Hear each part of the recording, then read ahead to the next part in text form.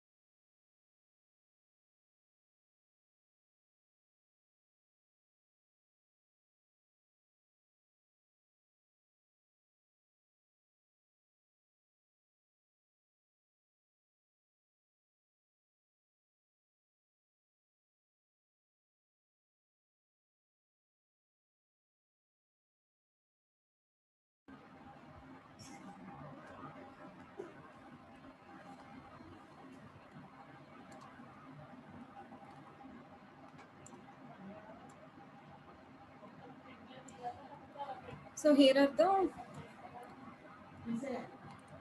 just wait a second.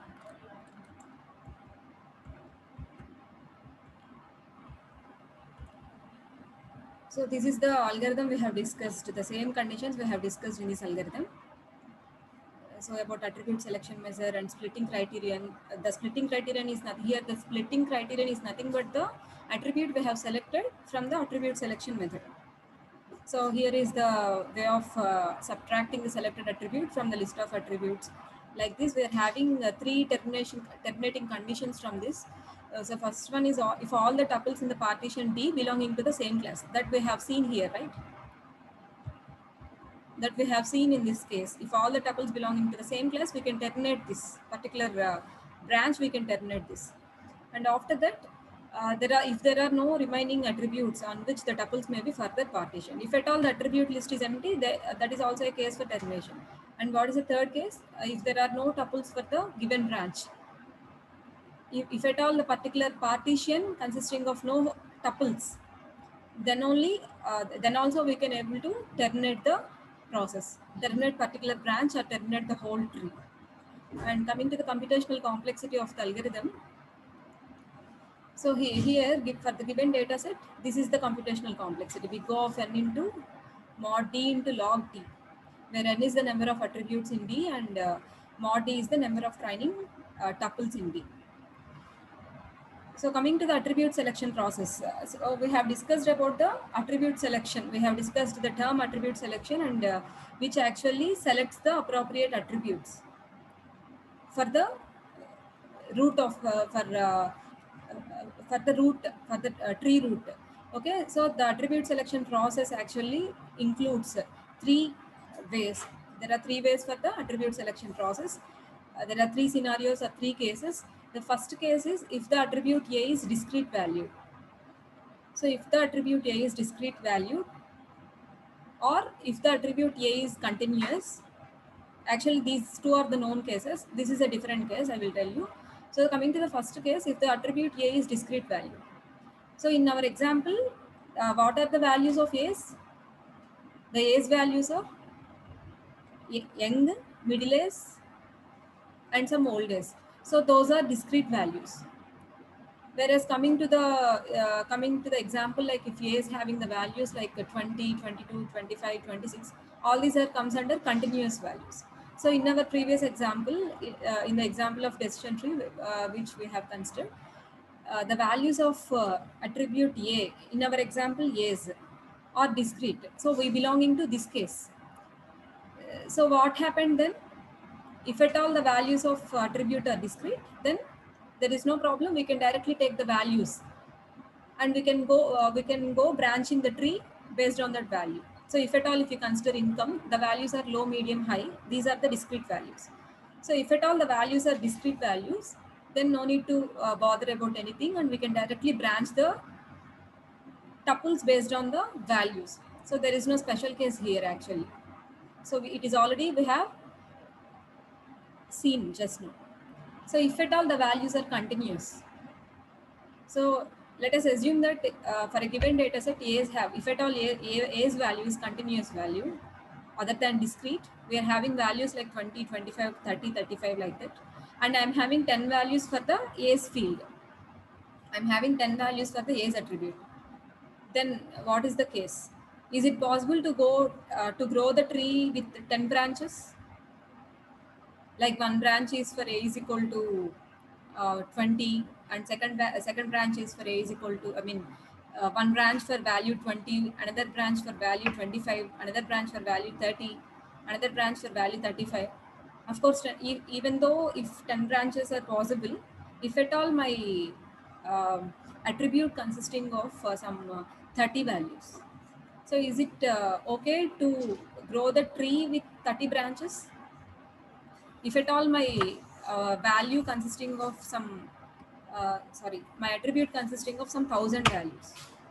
Depends on the context or depends on the data set we have selected. Suppose I have selected the weather data set for 1 year. Suppose for 2019, I have selected the weather data set. So it consisting of 365 rows. That means one row for each day. Maybe weather is different at every day, right?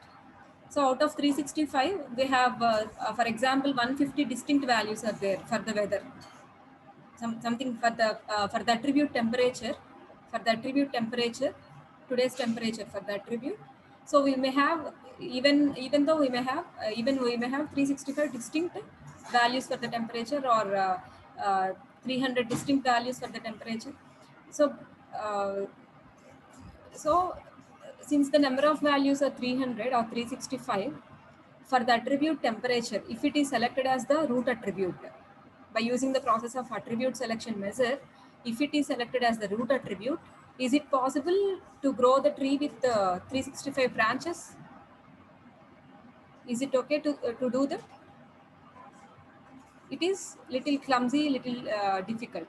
So the possible way is using the split point. The possible way is using the split point. So here is the case 2 or scenario 2.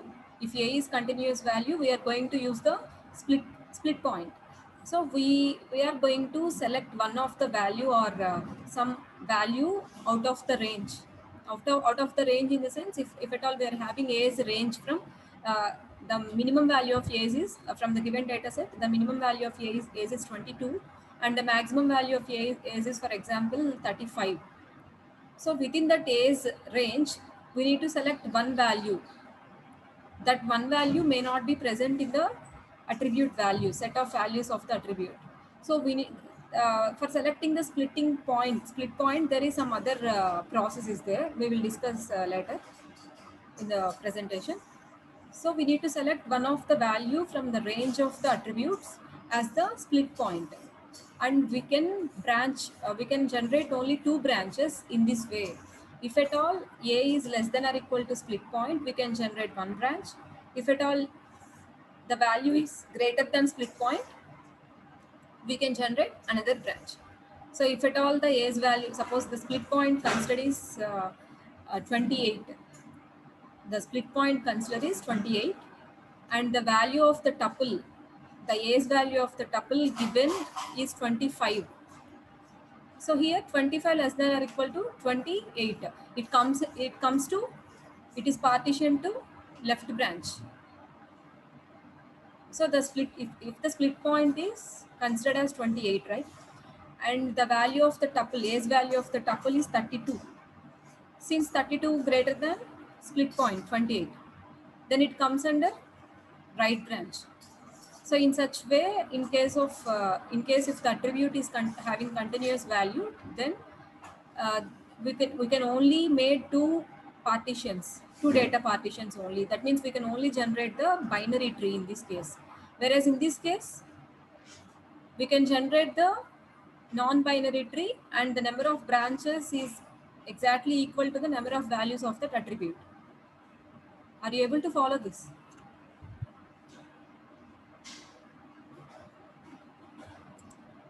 Are you able to getting this or not? Yes, ma'am. So what happened here? If at all the number of branches, if at all the attribute type is attribute consisting of discrete value, then the number of branches is absolutely equal to the number of values of that attribute. If at all we are considering color as the root attribute, then it may consisting of these many values like red, green, blue, purple, orange, like this. So these many branches are grown from the tree. So if at all the attribute is not discrete, if at all it is continuous, then what to do? It may be having some lot many number of continuous values,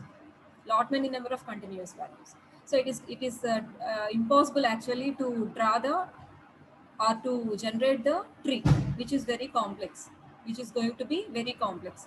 It is not at all suggestible. So what to do in this case? In this case, the only solution is to identify the split point.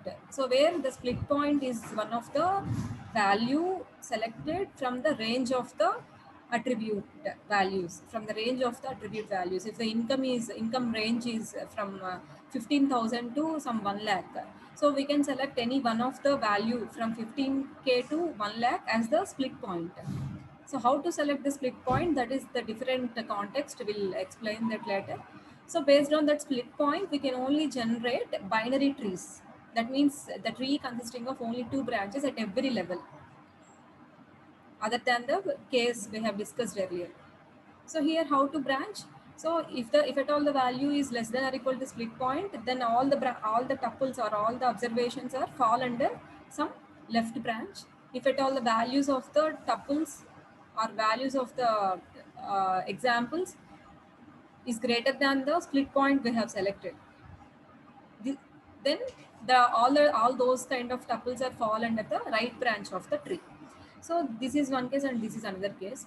And here from the scenario A, that means where A is distinct valued, we are having another one more case here. So what's that case in the sense? If A is discrete, but a binary tree is need to be generated.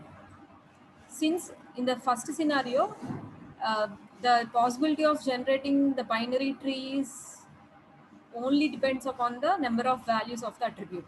Suppose if the number of values of the attribute A are only 2, fortunately or unfortunately, if at all, here in the first scenario itself, if the values for the number of values for the attribute are only 2, then only then also we can generate a binary tree here, right?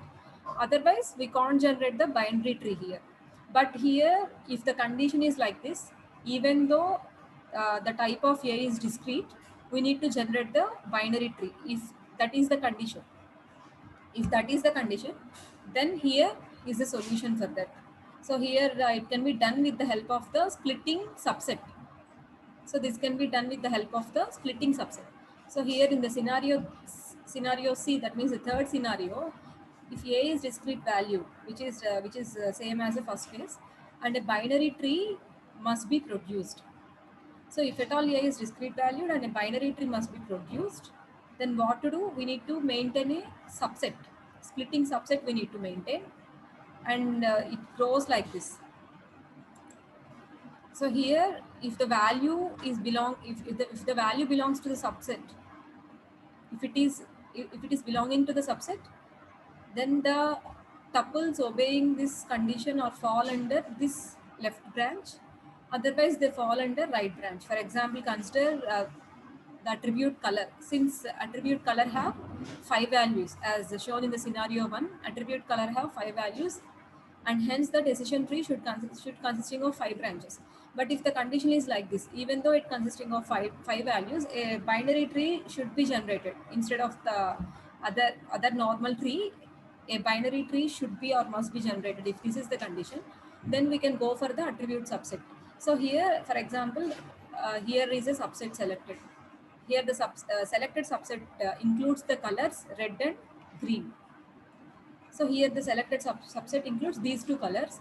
If at all the color of the observation, if at all the color of the observation is fall under this set, then that observation is partitioned under left branch. Otherwise that observation is partitioned under right branch. Otherwise it is partitioned under right branch. So if my observation color is white, so initially I need to check whether it is in this set or not. Since it is not in the set, it is fall under the right branch. So in this way we can generate binary trees even though if the attribute is discrete value.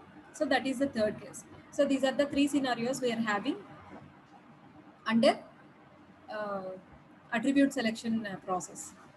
So here is a little theory regarding the splitting point. If A is continuous valued attribute, then we must determine the best split for A. We first sort the values. So how to find out the splitting point? So first what to do initially, we need to sort the elements of A. For example, A is A's and A is having different values like 30, 25, 40, 15, like this. All those are initially unordered. So in order to generate the split point, first we need to place them in an ascending order. In an increasing order, we need to sort all the values of attribute A. And after that, the midpoint between each pair of adjacent values is considered as the possible split point. So we need to consider every pair. If at all there are 11 values for A's, we are having 10 pairs. Like this, we need to consider every pair. Before that, we need to sort the elements in an increasing order, and after that, we need to consider the pair of elements, and we need to find out the midpoint for each pair, and we need to consider that midpoint as the split point. So in this way, we need to get we may get for v values of A, we may get v minus 1 possible split points are there. So how to select out of v minus 1 possible split points, how to select the best split point, in the sense we need to experiment with everyone. So we need to select the first split point and we need to check the accuracy of the model with that point. And again, we need to go for the next one, second split point, we have obtained, and we need to go for the third one. This all process should be placed in a loop. And finally, we are with 4 minus 1 model efficiency, v minus 1 model efficiencies we are getting, and out of all, uh, the split point which generates the best result can be selected for the final split point. So for each possible split point for A, we evaluate this. So how for each possible split point, we need to evaluate the entropy. What is this entropy? We will discuss later.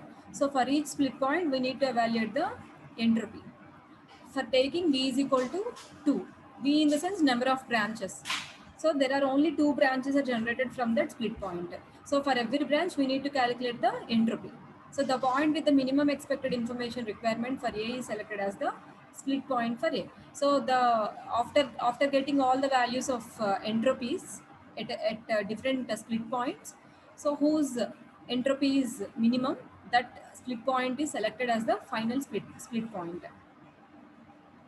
So here, as I said earlier, D1 is a set of tuples in D satisfying A less than or equal to split point, and D2 is a set of tuples in D satisfying A greater than split point.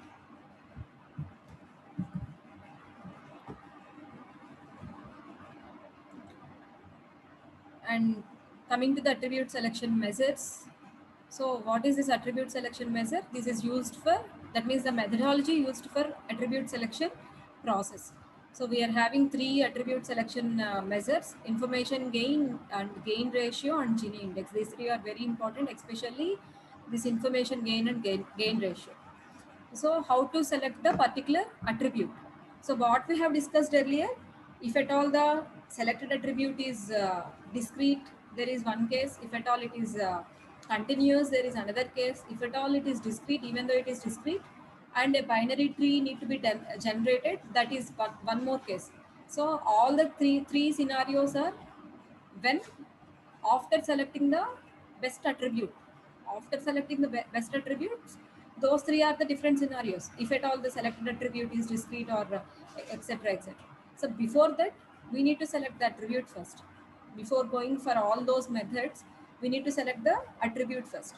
So how to select the attribute? Here is the method. Here are the methods for selecting the best attributes. Information gain is there, and information gain ratio and Gini index. These are the 3 popular methods, especially used in decision trees for attribute selection process.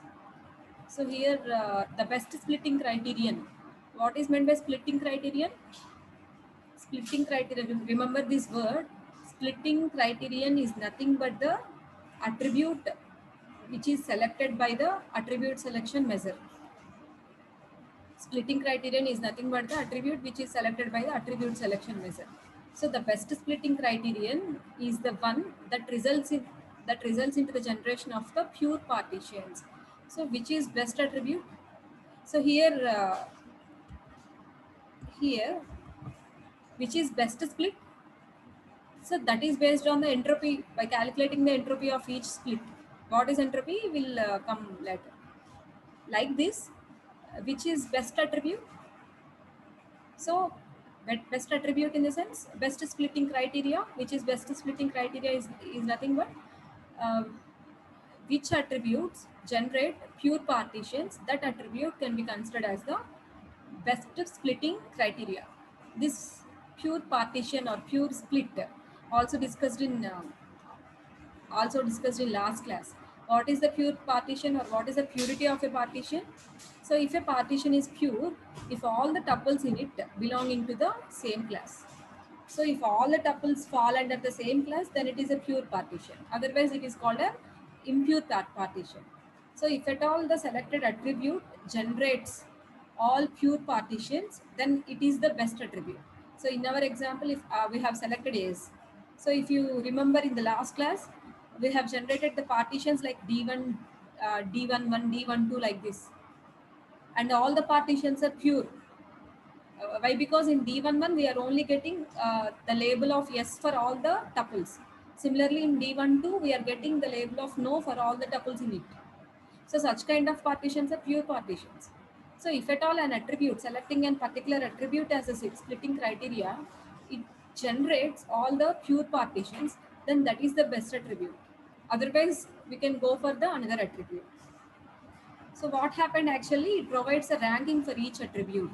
These attribute selection methods provide ranking for each attribute, and the one having the best score is chosen as the splitting attribute. So first, what our initial first and foremost task is that we need to generate ranks for each attribute. For each attribute, we need to generate some rank by using different methods we are having.